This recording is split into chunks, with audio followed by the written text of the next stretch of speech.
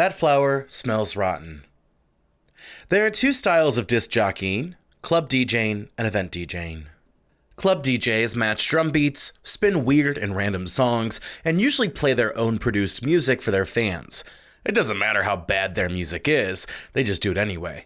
It's their privileged right as someone who is otherwise providing good entertainment.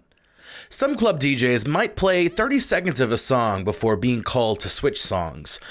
You might see them at a nightclub, surrounded by a bunch of middle to rich class youngins who are slamming drinks back quicker than the music switches. Event DJs are more atmospheric. For weddings, you're constantly trying to get people on the dance floor while appeasing the bride and groom. It's a bit more stressful. After all, a good DJ enhances the wedding, while a lousy DJ can ruin a wedding. Most of the other events are casual.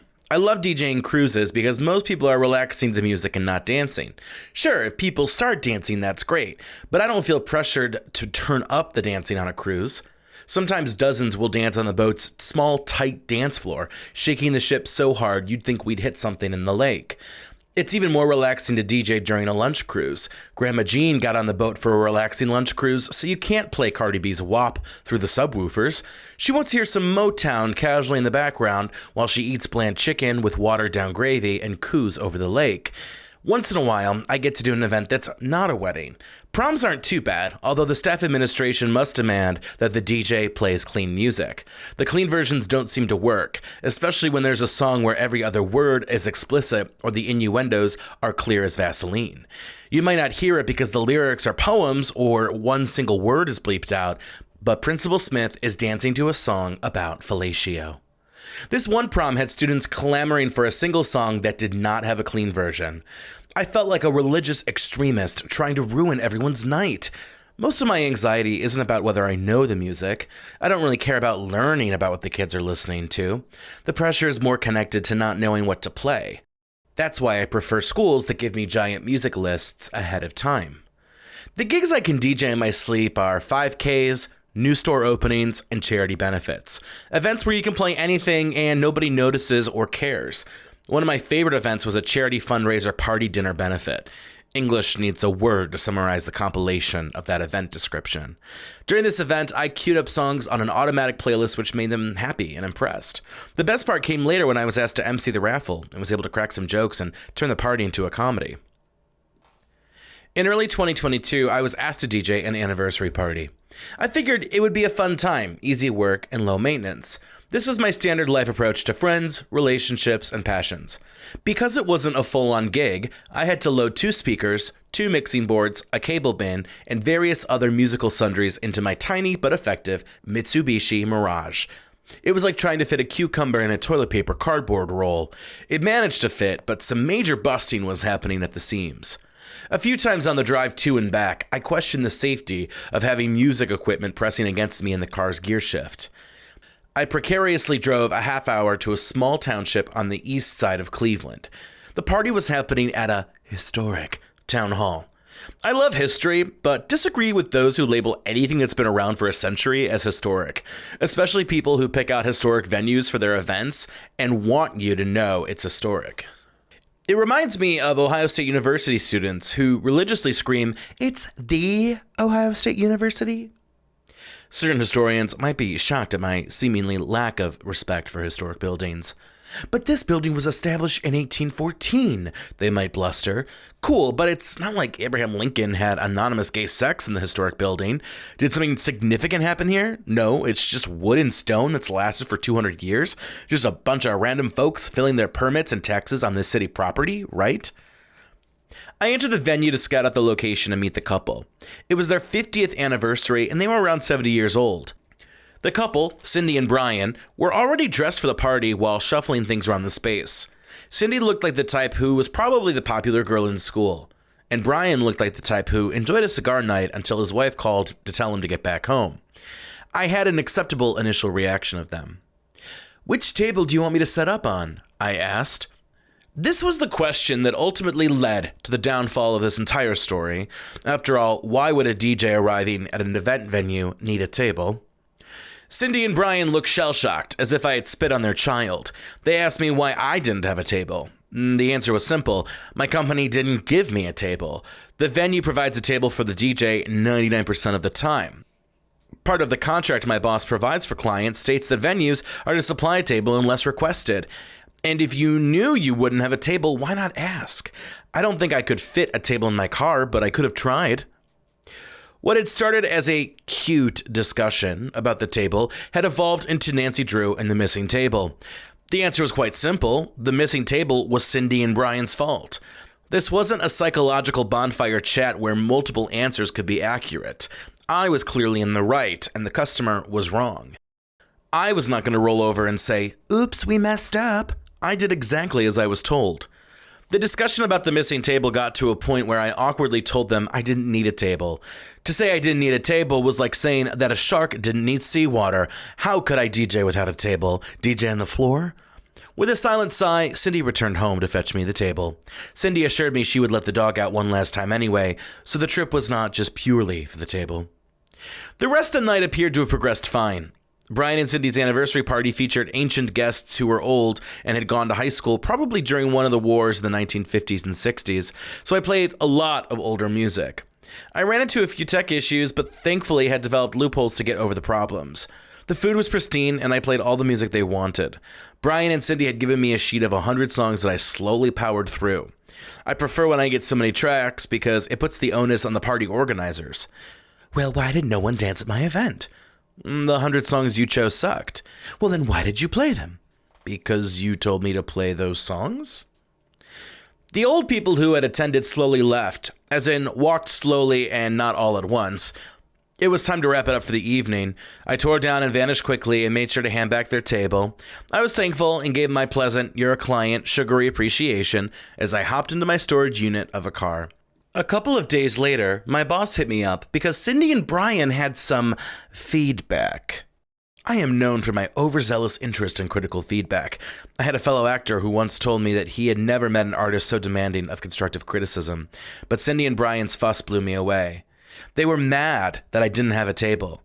Upon investigation, my boss told me that they had confirmed 2 days before that Cindy and Brian would provide a table. Brian had confirmed over the phone that the venue has tons of tables. He echoed confidence like Oprah, "You can have a table, and you can have a table." The fact remains that it's not my job to bring a table. The second claim was that I didn't play the music they wanted, but since they provided a list of 100 songs they liked, I only played the music they wanted. If they didn't like the music selection, then that was a slam against their personal taste. It's like asking the chef to whip up caprese and chicken parmesan and then complain you didn't want Italian food. The third claim was probably the most confusing. Cindy and Brian added that they were disappointed I didn't talk more about the music. It sounded like they wanted more talking during the songs. The way I picture this feedback was that they wanted me to act like I was on a live radio show. DJ Matt Hribar here. Up next is a classic song by Eurythmics. It peaked at number 4 on the Billboard Hot 100. You're dancing at a live anniversary for Cindy and Brian, who were probably 40 when this song came out. Even though that request is ridiculous, it's a request I could have executed had I been told to do it. When I DJ music, I try and keep my voice to a minimum. People usually come for the event, the food, and the music. They don't want to hear a loud, obnoxious guy hog the microphone for the entire night. What's more frustrating are these secret expectations that get pulled out late in the game. It's like painting a bedroom for your grandparents, who then complain that they wish you had painted just one wall instead of the whole room. Or someone 2 years into a relationship saying, "I know I agreed with you earlier that we wouldn't have kids, but I've always wanted kids and was hoping I would eventually change your mind." Had Brian and Cindy asked for a weird request, I would have done my best to meet that request. I work in a client-facing business, so naturally I always go out of my way for clients. I've had clients ask for songs that I knew would clear a dance floor quicker than a nerve gas bomb. I've played extended versions of songs for clients where even the radio edition felt too long. I would have talked over the music if they had clarified it beforehand, even though all of their guests would have been internally thinking, "Can this guy shut up and let me dance in peace?" As much as Cindy and Brian's review was harsh nonsense, it spun me out more drastically than that 2009 British PSA where 3 teenagers slam into a car at 25 miles per hour and all die. Cindy and Brian had opened up a can of worms by crashing into my hypothetical car of teenagers. This caused me to reassess and question my skills. Had I peaked? Was I dialing it in? Was I no longer a good disc jockey for the average Joe and just masquerading with no skills? My imposter syndrome was a big bad wolf kicking down the straw hut to devour my swine. The next time I DJ'd wiped out my anxieties because it showed me that I was not the problem. It was like a Maury parental DNA test. Matt, you are a good DJ. The news caused me to run around the Maury set with glee. Cindy and Brian were just a weird old couple that seemed hell-bent on being critical. They enjoyed nitpicking and, I assume, had nothing better than to look for little cracks and holes like an anteater at an ant picnic. The good news, I wasn't going to see Cindy and Brian again, and I assumed they'd pick someone else if they needed a future DJ. Dear reader, this narrative would be a quick paragraph in the previous essay if that were the case. But a month and a half later, after Cindy and Brian's review, my assistant Josh and I arrived at the Glidden House. The Glidden House was another historic venue in Cleveland where the Glidden family had once lived. As we began to unload, I noticed that 5 people were simultaneously unloading flowers. My original thought was, how could a wedding for 100 attendees need a whole team of florists? Josh and I went to work unloading the stacks of equipment. I was in the back of the truck when I heard a, "Matt?" come out of an older woman's mouth. Befuddled, I turned around and looked down with curiosity. "Do you remember me?" she asked. Initially, I didn't, because I do not have a solid memory. My memory is like a gaseous matter hanging out in an empty cavern. Sometimes the gas remembers solid information, but most of the time it's just whimsically whisking her way around itself like a wind tunnel. Later that same night, I ran into a couple who had taken my beer tour several months before. They knew me, but I wouldn't have recognized them until they had tipsily introduced themselves to me and put in a request for an obscure 90s song. They had tipped me good money back on tour, so you best believe they got their obscure music. She was so drunk that she was tripping over her husband by the end of the evening. "You DJ'd our anniversary dinner," Cindy then added, which was like unlocking a floodgate. I felt like one of those subjects where therapists can get them to remember all sorts of details and stories otherwise locked away. Upon Cindy's reintroduction, I regained memory of their stupid review and went to collect myself. The inner Libra in me smiled and said hello. Cindy made a foolish comment. "Oh, are you DJing the wedding?" Had I been bolder, quicker on my feet, I might have said, "No, we're actually DJing for the valet." What did she think I was doing there with speakers and subwoofers? Cindy soon departed, as I'm sure her 4 assistants improperly placed too many flowers within the venue. As soon as Cindy was out of earshot, I filled Josh in on their anniversary dance fiasco. I'm a living version of the scene Bye Bye Birdie, where they all call each other on the telephone to gossip. Even when recounting this story to assistant Josh, I noted that maybe Cindy and Brian weren't bad people.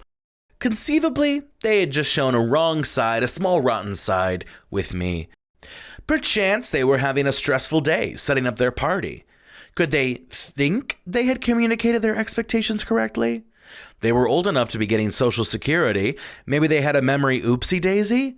Who am I to judge? To quote one of the Cleveland judges who used to monitor judges, who am I to judge judges?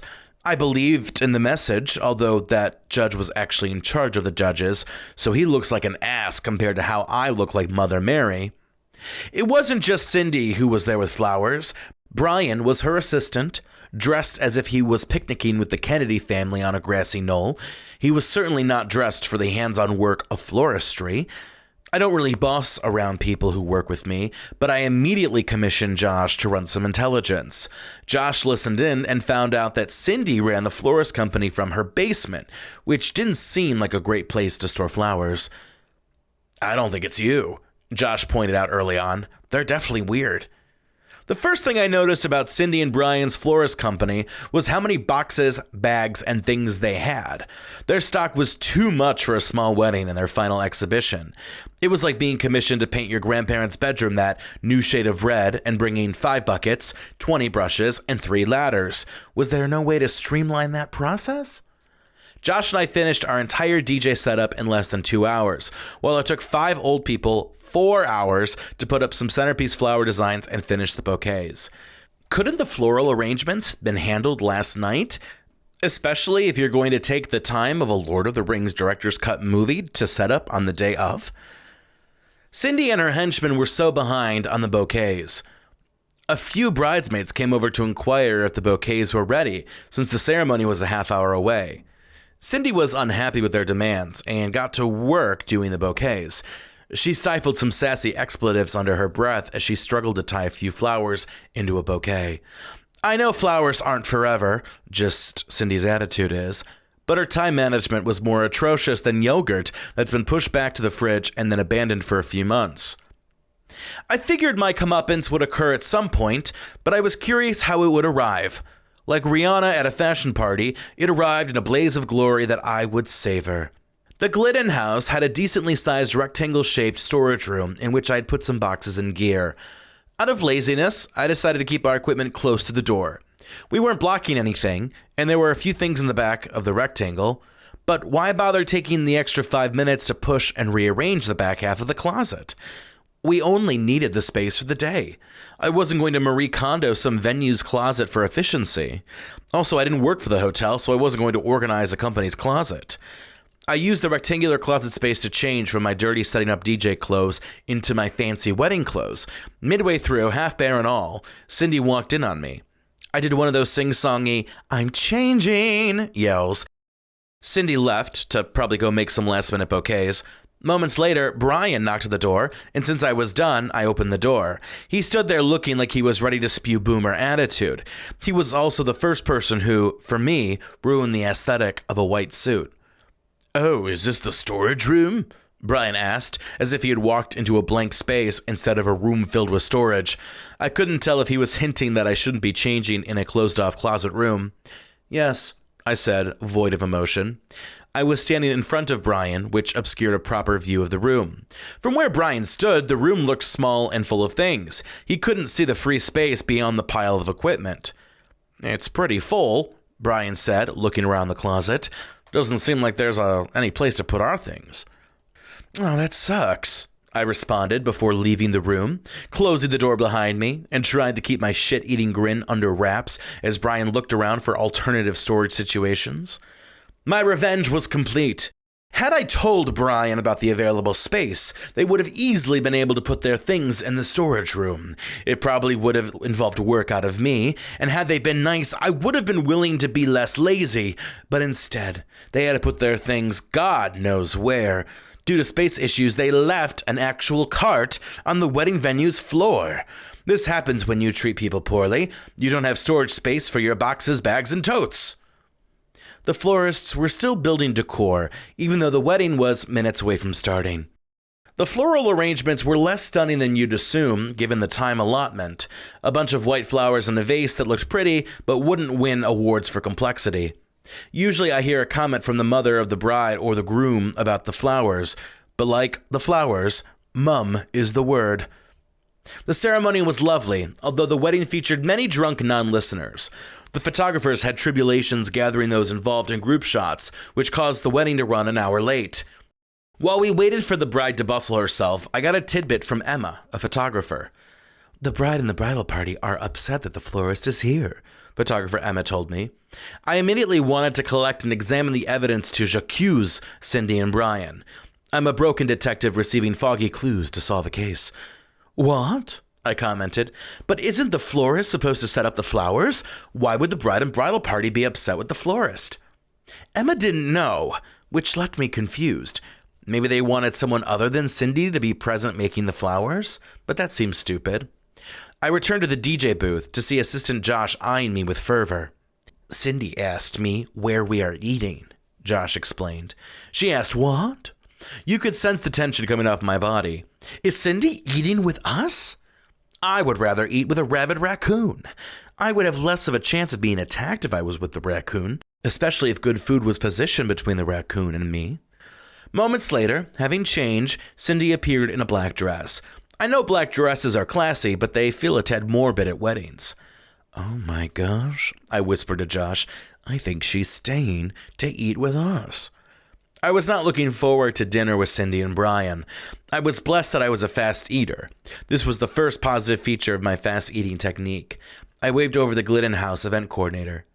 Do florists usually stick around to eat? I questioned. Sometimes, the event coordinator mused. This threw me off because I DJ'd 100 weddings and a florist had never stuck around for dinner. Well, the florist, I think she's sticking around. Does she have a vendor meal? At that sentence, the Glidden House event coordinator finally caught up with my level of horrified. She appeared startled, as if eating dinner with a rabid raccoon. No, I don't have a meal for her. She's here with her husband, I muttered, my eyes looking at Brian, who was still wearing his B-list golfer uniform. I'm not usually a snitch, but there are some people I will absolutely narc on with delight. The event coordinator looked so confused, so I reassured her that maybe it was a fluke. But then I noticed a glass of red wine in Cindy's hand. Cindy was walking around the venue as if she owned the place. She had been a dancer and stood in a pose that reeked of pretentious posture. She's drinking wine, I told Josh, as if she was praying to Satan in public. Can you believe it? She's staying. Josh nodded vigorously. He was my Gretchen Wieners to my Regina George, my Darth Vader to my Emperor Palpatine. As if God was personally watching out for me, the vendor's table was set for photographers Emma, Kim, assistant Josh, and me.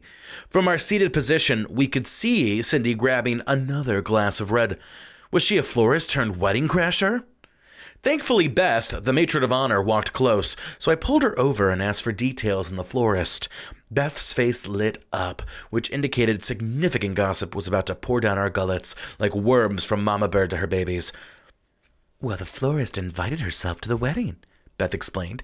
Cindy texted Cassie and said that she and her husband were going to stay downtown the night of the wedding. Cassie was the bride and a lovely woman. Who texts that to a bride? I remember gasping out loud as if we were in a Jane Austen novel, clutching our pearls while sitting in the parlor. I knew for a fact that Cindy and Brian lived a half hour from downtown. They did not need to spend the night downtown. It wasn't like they were flying in from Boston to set up their average flowers. Secondly, why are you asking the bride to be your hotel Yelp review? The bride isn't the Downtown Cleveland Tourism Board, who can whip up hotel recommendations like a concierge. Just find a hotel, Cindy. So Cassie showed me the texts and felt like the florist was asking to come to the wedding, Beth continued. I would have texted Cindy back with I'm not sure about the hotels around here. The one time in my life where I could execute good minimalism. So Cassie invited the florist and her husband to the wedding, and they were so honored to be invited. Beth filled us in, placing a sassy emphasis on the word so. In the background of my vision, I could see Cindy filling up her glass of red wine. Moments later, assistant Josh would press Cindy about how she managed to get an invite. Well, I knew she had a couple of COVID cancellations, so I figured I could ask. Cindy's confession was of top-tier Bond villain excellence, utilizing sick dinner guests to sink your claws into an invite. Half the villains we see in stories are subpar manipulation compared to Cindy. Wow, that's crazy, Josh responded to Cindy, or something of that magnitude. Brian feels a bit out of place, Cindy explained. Brian was experiencing a normal reaction to inviting your way into a wedding. The fact that Cindy felt nothing made me theorize she might be immune to emotion in that sociopathic tendency. I left to use the restroom soon after eating dinner. The chicken was a bit balmy that evening, and my stomach became wonky by mediocre food. When I returned, my assistant Josh looked like he had discovered the location of the Declaration of Independence. You missed it, Josh exclaimed. I got into a fight with Cindy. Like a cat who calmly jumps a 10-foot distance, I sat in my chair as if I had discovered the lost city of Atlantis. So Cindy comes up to me and starts massaging my shoulder sexually, Josh explained, using his shoulder as an example. It was that weird grab the skin and pinch the skin, set down the skin, repeat motion, which was more sensuous than the average shoulder grab. Josh looked like a young man who would be an easy mark to sensual older women. It must be the red wine, I cajoled. Red wine instantly makes people horny. I had just invited the image of Cindy and Brian getting it on, which caused the vendor table to shudder. So what happened next? My standard soft baritone was squeaky with excitement. Cindy told me everything's running behind, and it's so late. Didn't take a detective with 20 years on the force to notice that. Cindy told me I should get the show on the road, Josh explained. She told me to get you to start playing dance music. Cindy's demands for me to just start playing music out of her impatience was not going to happen. Weddings do not go by the schedule of a guest or a hitchhiking florist who is a guest. Wedding schedules are dictated by the bride and groom. If the bride and groom need 5 or 15 minutes extra before we start dancing, they're getting that time. Sometimes time issues happen outside of the bride and groom's control. Earlier in the night, we began to introduce the bridal party. We were going to make toasts, only to find several missing bridal party members who had left to put their children to sleep. Had they never been to a wedding before? We waited around 10 minutes or so for the bridal party to return. I wasn't going to judge them at the time, but who was watching young children in that hotel room? What if they electrocuted themselves in the bathroom and put porn on the television? Worse yet, what if they ate all the expensive candy in the mini fridge? While Cindy was fingering Josh's shoulders, half the dining room had yet to be served with food. The Glidden House's kitchen staff refused to serve food while people were walking around. I had made 5 announcements asking people to sit down, but it had been like herding manatees into reciting Shakespeare. I know this was out of my control because the attendees had already proven to be terrible listeners. Cindy wanted us to start the dancing even with half the attendees still waiting for overcooked plain chicken. Granted, maybe she had a point, considering what food awaited the guests. Well, I snapped back to her to get out of here, Josh said. You sassed Cindy? I did. Cindy moved towards the door after assaulting my shoulders and said, "Did you sass me?" And I said, "Get out of here." So she tumbled out of the room. I could not believe I had missed it. I used to have terrible FOMO that melted away as my age increased. I rarely feel the need to be at certain moments or events. I wish I had remained abode to witness how that exchange went down. I rarely, if ever, have regrets, but missing this fight is a regret. Cindy kept talking about how they have to tear down the flowers too, photographer Emma chirped in. She keeps saying they'll be here till 2 a.m. What is there to tear down? I questioned. It's flower bouquets. Don't guests take them to go, or the hall throws them away? The wedding ends at 11. I doubt it would take till 2 a.m. to clean up flower bouquets. Also, she's having a whole bottle of red wine. Why is she imbibing so much wine if she plans on working tonight? She's drinking wine like a royal figure on Game of Thrones. We soon returned to the main room, and eventually were ready to vault into some first dances. I noticed where Cindy and Brian were seated and discovered they were at a random back table, sitting next to a young-looking couple and a middle-aged couple. It was a type of wedding table where you could tell the bride and groom didn't have a theme for the table. It was a, well, I guess we'll just put them there table. First dances began, and when I looked to the floor, Cindy was present front and center to take footage and pictures. She was arguably one of the most noticeable strangers at the event, and dared to push her way to the front to grab photos? And why would she even want those photos? It's one thing to get pictures of your flowers and maybe the bride holding your bouquets, but their romantic first dance? Who wants that in their phone storage? Finally, professional dancer Cindy's moment was here. I spun from I Want to Dance with Somebody into Dancing Queen, the perfect vintage duo that all ages love. Cindy dragged her husband by the arm to the dance floor so they could join in the fun. Cindy and Brian danced right in front of me. Whether she was hard of hearing or simply wanted me to watch was a judge for yourself type situation. As I looked down to prepare the next song, I looked up to see an old, wrinkled, bejangled hand reaching up from the floor. In a drunken dancing daze, Cindy had toppled to the floor and was serving movie dramatic levels of pick me up. Brian reached down and pulled her up by her arms, which was the worst way to help someone up. Especially for someone as old as Cindy, I expected her arms to pop off like a Barbie doll. After being helped to her feet, Cindy walked off the dance floor. She didn't walk. It was more like a baseball player who had been hit in the leg with a baseball hobble. The two sat down, like the first contestants evicted from Dancing with the Stars. Cindy, in particular, had disheveled hair and smeared lipstick. At some point, they left the wedding, probably because Cindy was drunk and injured. Cindy and Brian did not return to tear down their floralscapes. They were not working till 2 a.m. Their floral arrangements were taken by guests or thrown away. And while I can't say I missed them, I was blown away by their epic, audacious Caucasian boldness. There was no anger in me. I had gotten my just desserts with the storage situation, and they had left me with pages of material. Cindy and Brian, whether you're currently causing devastation via dysfunction or preparing to leave a scathing review to someone properly doing their job, I thank you. Thank you for proving that even on my worst day, I could not rack up such a collection of faux pas that you displayed.